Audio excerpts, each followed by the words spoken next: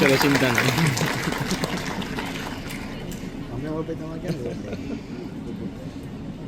એ મંચાસીન થઈ રહ્યા છે ત્યારે આપણી તાળીઓનો ગડગડાટ એ ચાલુ જ રહેવો જોઈએ. ફરીને એકવાર જોરદાર તાળીઓના નમસ્કાર.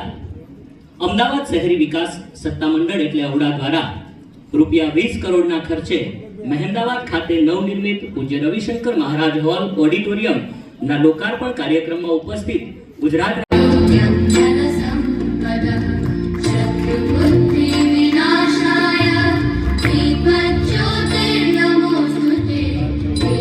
અને આજે અહીંયા મુખ્યમંત્રી શ્રી ઉપસ્થિત છે ત્યારે આવો આપણે માનનીય મુખ્યમંત્રી શ્રી ભૂપેન્દ્રભાઈ પટેલ સાહેબનું ક્ષણને વધાવી દઈએ. તાળીઓના ગુંજારાઓથી આપણે આ ક્ષણને માણીએ.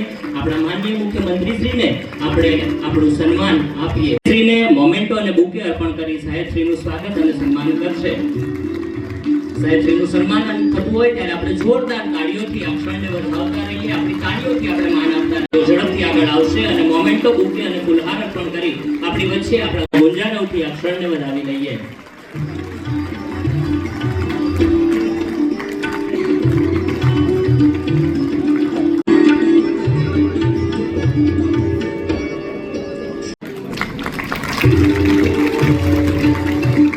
પૂજ્ય શ્રી રવિશંકરના ગુંજારાઓથી આ ક્ષણને વધાવતા રહીશું. ઉપસ્થિત તમામ આપણે આપણા કરતલ ધ્વનિથી આપણે જોરદાર તાળીઓના ગુંજારાઓથી આ ક્ષણને વધાવી લઈએ. વિધાનસભાના શ્રી પંકજભાઈ દેસાઈ સાહેબ ધારાસભ્ય શ્રી ઉપસ્થિત છે તો હું વિનંતી કરું શ્રી. ત્યારબાદ આપણી વચ્ચે કલેક્ટર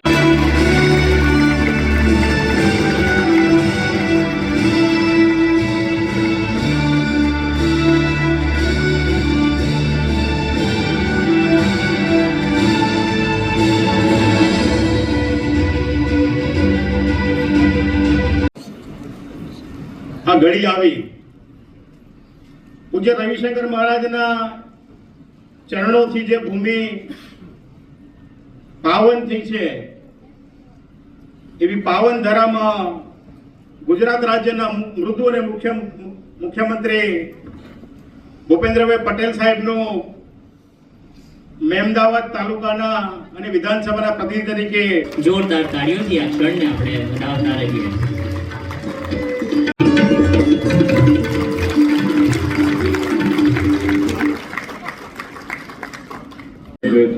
લઈ લો તમારા ત્યાં ના હોય એવું થોડું ચાલે અમદાવાદમાં.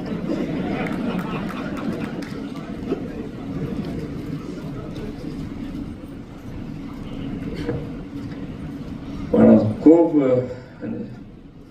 સુંદર હોલ બન્યો છે.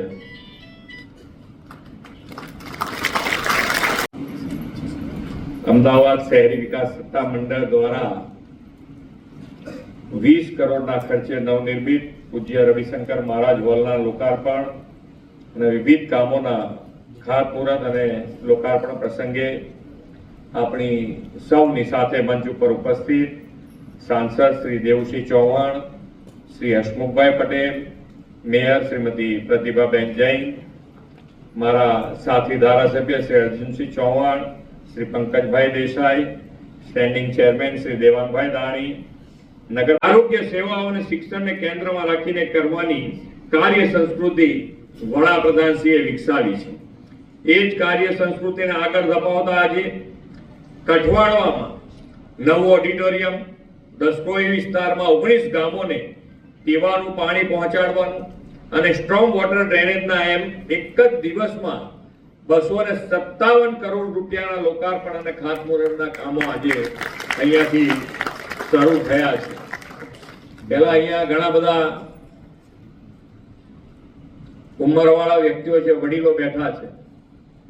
એમને ખબર છે કે કેવા રીતે કામ થતા, કેટલા રૂપિયાનું કામ લઈને જઈએ.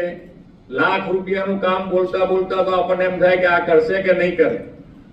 ના, આજે તમારા મનમાં તમારા ત્યાંથી પણ જે રજૂઆતો જતી હશે, ધારાસભ્યથી માંડીને કોર્પોરેશનમાં જાઓ કે પાલિકામાં જાઓ, તો પાલિકામાં તમે કરોડોના કામોની માંગણી આરામથી કરી શકો છો. એ વિકાસનું મોડેલ માન્ય નરેન્દ્રભાઈએ વિકસાવ્યું છે। ગઈકાલે જુનાગઢ જિલ્લામાં પણ 600 કરોડથી વધારાના કામના ખાતમુહૂર્ત અને લોકાર્પણ કર્યા છે અને આજે બીજા દિવસે 257 કરોડથી વધુના કામો। એટલે જે વિકાસ અને વિકાસની રાજનીતિ અને જે પ્રમાણે 1960માં જ્યારે ગુજરાત રાજ્ય બન્યું અને એ દિવસે ની જે પરિસ્થિતિ રહી, લાંબા સમય સુધીમાં શાસનમાં આપણે જોયું હશે કે જ્યાં સુધી માન્ય વડાપ્રધાન શ્રી મુખ્યમંત્રી બન્યા ત્યાં સુધી આ રાજ્યની અંદર લાઇટની શું વ્યવસ્થા હતી, પાણીની શું વ્યવસ્થા હતી, રોડ રસ્તાની શું વ્યવસ્થા હતી। અને આ બધી વ્યવસ્થા જોતા જોતા આપણને એમ થાય કે જ્યારે સ્વાસ્થ્ય માટેની તો વાત જ ક્યાં કરવાની કે દવાખાના કે હોસ્પિટલની, કારણ કે મેઇન જરૂરિયાત જે છે કે પાણી અને વીજળી જ્યાં સુધી ના પહોંચે, રોડ રસ્તાનું ઇન્ફ્રાસ્ટ્રક્ચર ત્યાં સુધી ના પહોંચે, ત્યાં સુધી બીજી બધી વિકાસની વાતો કરવી કેવી રીતે, અને એ લાંબા સમય સુધીના આપણે બધાએ જોયું છે। અને જ્યારે એ બેઠા ત્યારે એમણે હંમેશા કોઈ દિવસ નાનો વિચાર જ ના કર્યો, એમણે હંમેશા આખા ગુજરાતનો વિચાર કરી અને આ બધી જ મુશ્કેલીઓમાંથી કેવી રીતે બહાર નીકળાય એનું આયોજનબદ્ધ રીતે કામ કર્યું। અને આજે આપણે જોઈ રહ્યા છીએ કે જે મહેમદાવાદ જેવી નગરપાલિકા છે ને, નગરપાલિકા વિસ્તારમાં આ હોલ અને હોલની સુંદરતા તમે જુઓ અને આધુનિકતા જુઓ તો તમને એમ લાગે કે મેઇન મેટ્રો સિટીમાં જે હોલ હોય એ પ્રકારનો હોલ આજે અહીંયા નગરપાલિકા વિસ્તારમાં નર્મદા માટે છેક કચ્છ સુધીના આપણે પાણી પહોંચાડી શક્યા છે। એટલે આયોજન કેવું હોય, કેવી રીતનું હોય, વિકાસ કેવી ગતિનો હોય, કેટલા સ્કેલનો હોય, એ માન્ય વડાપ્રધાન શ્રીએ દેશ અને દુનિયાને બતાડ્યું છે અને ખૂબ સારી રીતે આપણે બધા એની અંદર આગળ વધી રહ્યા છે। અને એ હમણાં 2 દિવસના એક કાર્યક્રમ પથમાં એમણે 9 સંકલ્પો આપ્યા। એ 9 સંકલ્પો માંથી આપણે જેટલા કરી શકાય, આપણે જેમાં સહભાગી થઈ શકાય એ બધાએ આપણે કરવા જોઈએ। 9 સંકલ્પો યાદ છે બધાને? કોઈને આમાંથી એકાદ જણને યાદ હોય? 9 સ્વચ્છતાનું બરોબર છે, સ્વચ્છતા આપણે કરવાની જ છે, બધા આટલા કરી શકાય એવું છે ને? આટલામાં બેઠેલા બધા કરી શકે ને? એક પેડ માં કે નામ, 2 તો બોલાયા, ચાલો ભાઈજી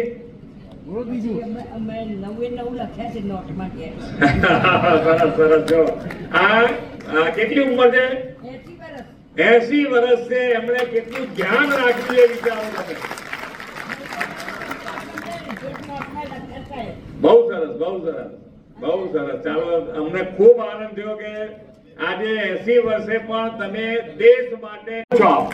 અને નરેન્દ્ર મોદી સાહેબને અમે રૂબરૂ મળેલા છીએ રાજભવન આગળ। પ્રોટોકોલ તોડી અમને સિનિયર સિટીઝન કે અમદાવાદ વાળાનું મળેલા સાહેબ।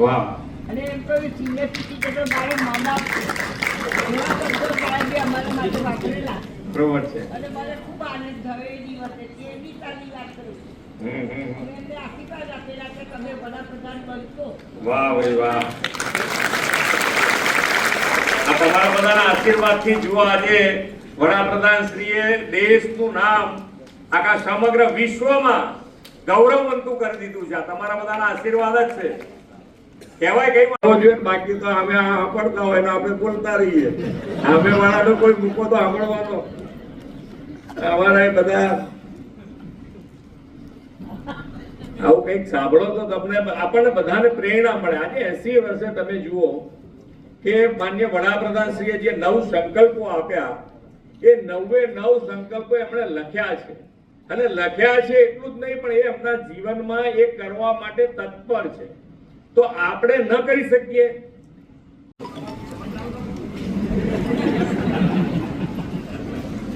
આભાર માનનીય સાહેબશ્રીનો। આજે જે રીતના લોકાર્પણ થયું, કઈ વસ્તુઓનું લોકાર્પણ થયું?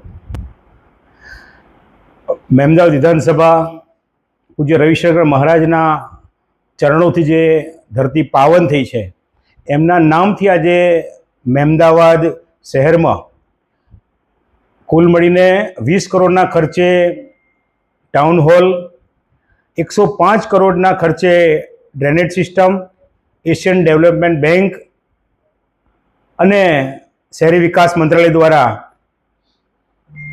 કામનું ખાતમુહૂર્ત થયું.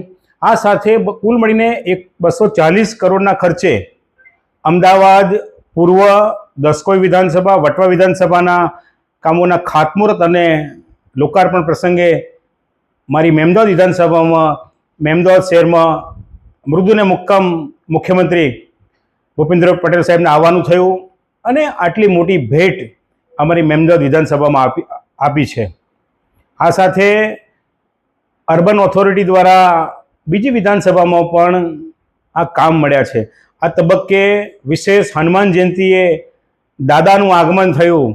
હનુમાન દાદાનો તો દિવસ છે, પણ દાદા એટલે ભૂપેન્દ્ર પટેલ સાહેબનું આગમન થયું. આગમનથી મેમદાવાદ વિધાનસભા અને શહેરના બધા જ નાગરિકજનોએ એક આનંદની લાગણી અનુભવી.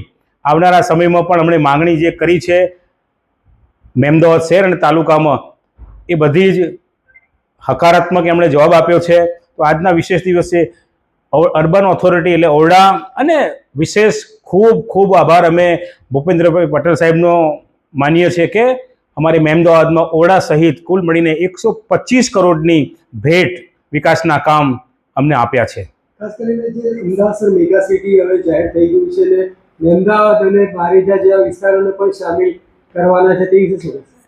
વિશેષ ફરી એકવાર આભાર માનીએ છીએ મુખ્યમંત્રીશ્રીનો, ગુજરાત સરકારશ્રીનો, કે મેમદાવાદ એ સેટેલાઇટ સિટી તરીકે ડેવલપ આવનારા સમયમાં થશે અને મેમદાવાદ મજબૂતીથી આ કામમાં આગળ વધશે.